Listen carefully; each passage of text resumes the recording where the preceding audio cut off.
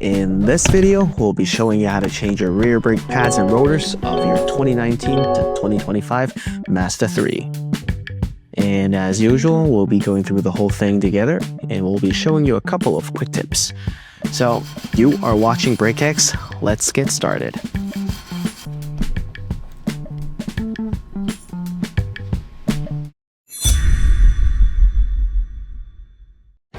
Now the first thing for this car is we have to put the electronic parking brake into maintenance mode. And it should be a relatively easy process, so just follow our footsteps and we'll show you the whole thing.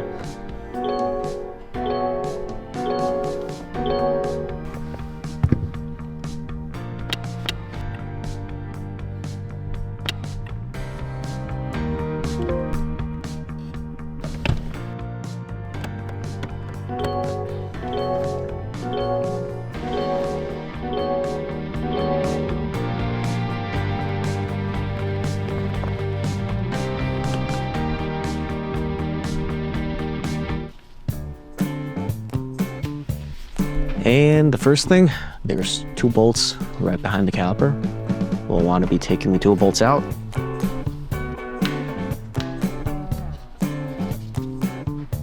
And if you have power tools, that can save us a little bit of time. If not, a normal wrench would work.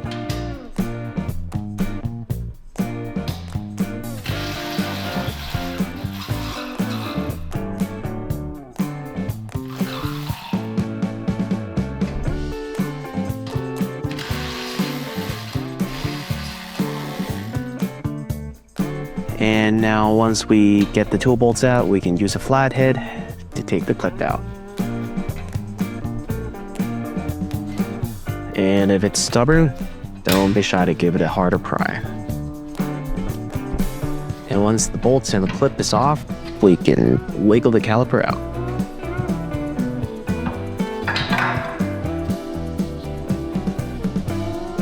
And now we can take the old pads out of your way.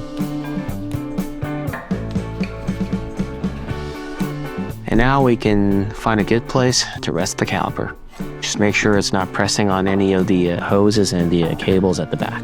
And now at the back here, there's two more bigger bolts holding caliper bracket. We can use a wrench, just a standard wrench, just to wrench it out.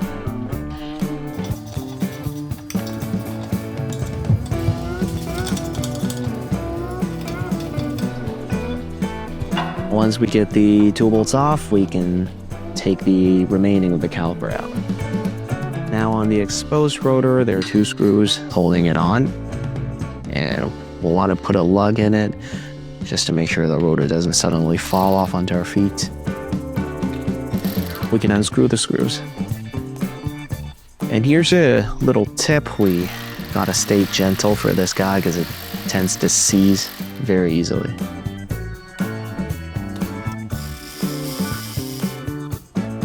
Now once we're done with the two screws, if the rotor's still sticking on the hub, we would want to use some WD-40, spray it on the hub where the rotor contacts it and into the studs, just to let it sit for a bit.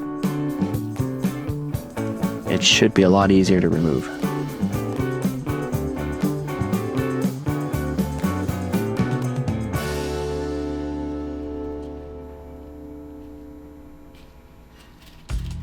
And now as we're looking to use a hammer to swing the rotor off, we can put a couple more lugs on just to make sure it doesn't break any studs. Let it sit for a bit and grab a hammer and give it a nice swing.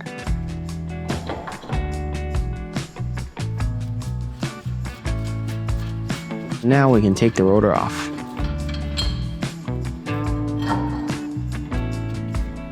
Once we get the rotor off, we can work on the caliper bracket. We can grab a wired brush, or if you have air tools, that would be great. So essentially, we want to clean up the old rust and the brake dust that gathers up on the area where the new pads and clips are going to sit on. It's not going to make the caliper look brand new, but that's fine.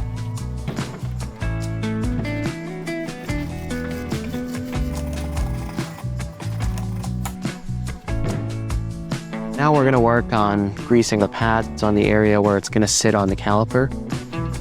General quick tip we say in every single one of our video over here is you don't want to flood your pads with greases. You just need the right amount to cover it up, and that's it. Over-greasing your pads is actually one of the leading reasons why new pads squeaks right after installation. For today's video, we'll be using the BrakeX Theta High Street Performance brake pads with the Aegis GEOMET fully coated rotors. So if you like the video so far, or if you find this useful, make sure to subscribe to our channel, like the video, and check us out at brake-x.com. Now we'd also use a wire brush just to clean up the hub where the new rotor is going to be sitting on. Make sure there's no dust, there's no rust. And again, the goal over here is not to make it look brand new. Once the hub's clean, we can work on greasing it up. And it's the same story. We want the right amount of grease. We don't want to flood it. And it's time for the new rotor.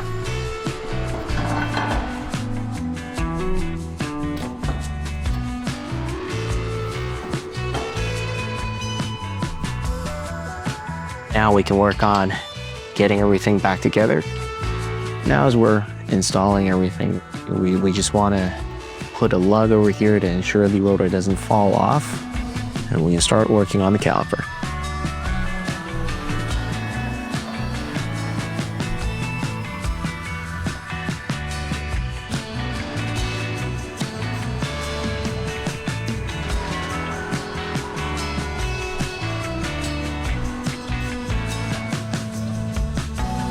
The first thing we got on would be the caliper bracket and the two bigger bolts that we took off earlier.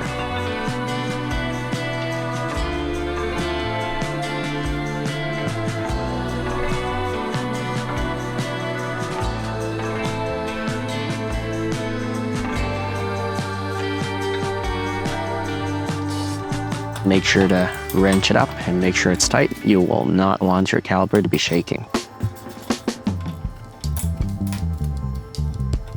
Now that we have the caliper bracket on, we can put the pads back on the caliper. And again, the pad with the clips sticking out is always going to be the inner pad.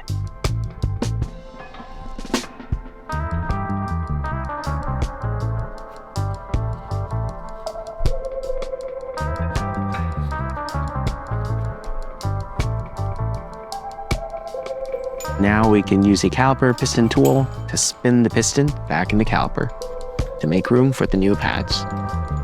This style of a caliper piston tool is not the most intuitive, but it gets the job done.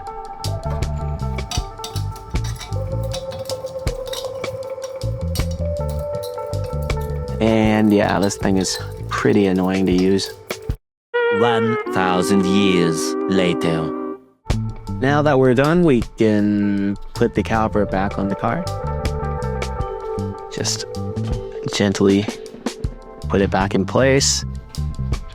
Now we're looking to reinstall the two little bolts at the back.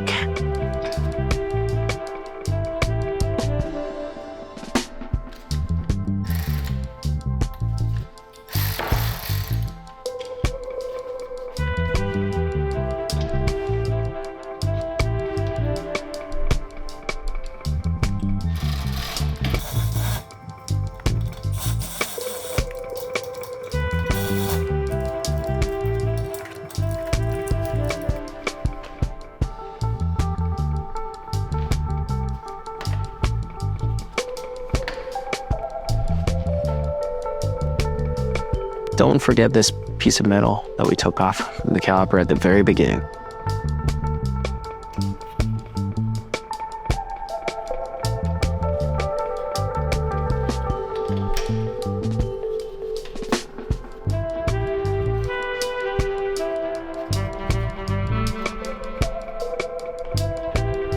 Now that everything's back in place, we can take this lug off and we can get the wheels on.